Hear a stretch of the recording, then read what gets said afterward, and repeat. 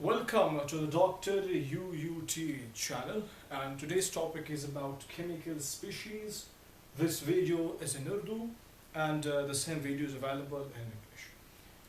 Chemical species क्या होते हैं? Definition क्या है? These are the building blocks of chemical compound. किसी भी chemical compound को बनाने के लिए जो building blocks हैं उनको chemical species कहते हैं. अभी कोई compound किन किन चीज़ों से बनता है? वो एक एटम से बनता है, वो एक आयन से बनता है, कुछ मॉलिक्यूल्स कंबाइन करते हैं और कुछ फ्री रेडिकल्स जो होते हैं वो भी रिस्पॉन्सिबल हैं for forming certain compounds and etcetera and कुछ मॉलिक्यूल्स भी होते हैं. इन शॉर्ट के केमिकल कंपाउंड्स के जो बिल्डिंग ब्लॉक्स हैं उनको हम लोग केमिकल स्पीशीज कहते हैं. ये कौन कौन से हैं?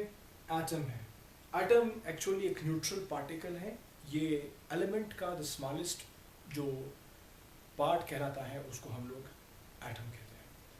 ये न्यूट्रल है, इस पर कोई चार्ज नहीं है. अगर इसी एटम को कोई भी इलेक्ट्रॉन मिले तो ये एटम पिन कन्वर्ट हो जाएगा एक चार्ज्ड पार्टिकल में. फिर ये एटम नहीं कहलाया जाएगा, फिर इसको हम लोग आयंस कहते हैं. और अगर वो एटम एक इलेक्ट्रॉन को गेन करेगा तो उसके ऊपर नेगेटिव चार्ज आएगा, और अगर वही एटम एक इलेक्ट्रॉन को लॉस करेगा तो उस पर पॉजिटिव चार्ज आएगा. नेगेटिव चार्ज को हम लोग बोलते हैं कि वो अभी एनाइन कहलाएगा वो एटम, और जो पॉजिटिव बना उसको फिर हम लोग कैटाइन कहेंगे. इनको याद करना बहुत आसान है. कैटाइन क्या होते हैं? जो लॉस करते हैं, देते हैं, डोनेट करते हैं, शेयर करते हैं बिला खौफ व खतर. एनाइंस क्या होते हैं? जो उधार लेते हैं. आप लोग जानते हैं कि उधार लेना बहुत मनफी बात है, नेगेटिव बात है, उधार नहीं लेते. तो इसीलिए नहीं का साइन, नेगेटिव का साइन ये एनाइंस के साथ है. एक और एग्जांपल मैं आप लोगों को दूं ताकि आप लोग एग्जांपल नहीं, एक क्लू कि वो भूल न जाए. What are cations? वो ये कि अगर आप लोग देखें कि ये हमारे पास एक आयन है, अगर आप इसको कट करोगे तो ये कैटाइंस बन जाएंगे. तो cations are actually positive ions, और एनाइंस आप लोग खुद सीख सकते हो अगर आप लोगों को कैट आयंस का पता हो. कैटाइंस को आप लोग कंसिडर करिए लाइक कट आयन. तो फिर आप लोग कंफ्यूज नहीं होंगे कि पॉजिटिव कौन सा है, नेगेटिव कौन सा है. ये ट्रिक समझने के लिए. वैसे एनाइंस और कैटाइंस जो लोग वैसे समझ गए उनके लिए अच्छी बात है, लेकिन अगर फिर भी थोड़ी सी कंफ्यूजन है तो उसके लिए ये ट्रिक अपना ले. कट आयन इज कैटाइन, जिसमें पॉजिटिव आयन होता है. आप कटाइन सीख गए, कैटाइन सीख गए, एनाइन आसान होगा. फिर अगर एटम्स कंबाइन करते हैं तो वो एलिमेंट फिर एक मॉलिक्यूल बनाते हैं. अगर वो मॉलिक्यूल्स फिर भी अगर कोई इलेक्ट्रॉन उसको मिले या वो लॉस करे, उन पर भी पॉजिटिव नेगेटिव चार्ज आएगा. अगर किसी मॉलिक्यूल पर, देखो मॉलिक्यूलर आयन, किसी मॉलिक्यूल पर अगर पॉजिटिव या नेगेटिव आयन आ जाए, चार्ज आ जाए, फिर हम उसको मॉलिक्यूलर आयंस कहते हैं. और ये आयंस जो है ये बहुत कम टाइम के लिए स्टे करते हैं, इसीलिए इसको हम लोग बोलते हैं कि मॉलिक्यूलर आयंस शॉर्ट लिव्ड होते हैं. और ये कैसे बनते हैं? क्योंकि मॉलिक्यूल स्टेबल होते हैं ना, तो आपने उसको क्या करना होगा? हाई टेम्परेचर देना होगा. जस्ट लाइक सनलाइट जो है वो अगर किसी मॉलिक्यूल पर पड़ती है तो उसको फिर दो हिस्सों में स्प्लिट करती हैं, तोड़ती हैं, जिससे फिर एक मॉलिक्यूल बनता है.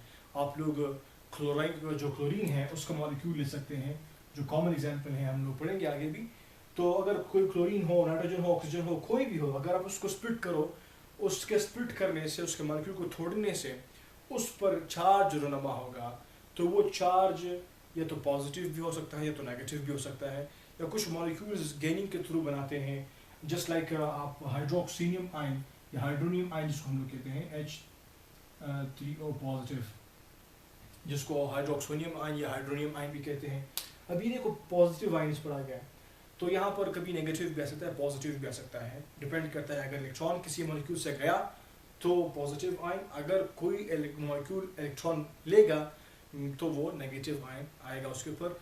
इस तरीके से हम उसको मॉलिक्यूलर कैटाइंस, मॉलिक्यूलर एनाइंस कहते हैं. मॉलिक्यूलर कैटाइंस कौन से होंगे? कैटाइंस जो पॉजिटिव वाले होंगे, एनाइंस कौन से होंगे? जो नेगेटिव वाले होंगे. Hope so you got. अगर फिर भी समझ नहीं आया तो कमेंट बॉक्स में कमेंट्स कीजिए, विल मेक यू अंडरस्टैंड इंशाल्लाह. फिर हमारे पास है फ्री रेडिकल्स। ये फिर क्या होते हैं? ये कुछ एटम्स होते हैं या फिर ग्रुप ऑफ एटम्स होते हैं जिस पर odd number of unpaired electrons होते हैं। ये थोड़ा सा बिल्कुल जैसा है जैसे कि मॉलिक्यूलर आयन, थोड़ा सा डिफरेंट यहाँ पर कैसे होगा। अगर हम बात करें एक मॉलिक्यूल की, like of chlorine and chlorine, यहाँ पर क्या करते हैं, मैं फ्री रेडिकल समझा रहा हूँ कि फ्री रेडिकल होता क्या है, जिस पर odd number of unpaired electron हो। ओड क्या होता है? थाक। इसके पास अनपेयर्ड इलेक्ट्रॉन हो, थाक हो। मैं इसको मजीद कम्प्लेक्सली बता रहा हूँ, सिर्फ एक बॉन्ड यहाँ पर शो कर रहा हूँ।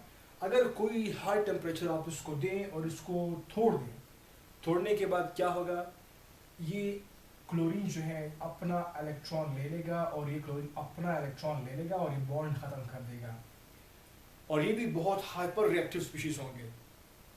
ये भी इनके पर भी कोई चार्ज नहीं होता, क्योंकि अपने इलेक्ट्रॉन्स जो है उन्होंने शेयर किया था, अपने इलेक्ट्रॉन्स इसके पास आ गए दोबारा, इसीलिए इन पर कोई चार्ज नहीं होता। ये भी न्यूट्रल होते हैं और ये बहुत हाइपर रिएक्टिव होते हैं। इस तरीके से अगर कोई भी एटम और या ग्रुप ऑफ एटम्स जो है वो कोई इलेक्ट्रॉन्स उनके पास आ जाए, कौन सा इलेक्ट्रॉन हो, अनपेयर्ड हो और ओड नंबर उसका हो इलेक्ट्रॉन्स का।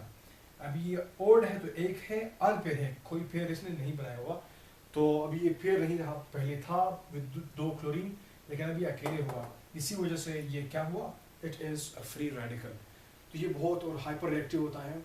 चूंकि एक मॉलिक्यूल को स्प्लिट किया था तो हमने कैसे स्प्लिट किया, I mean of light split किया।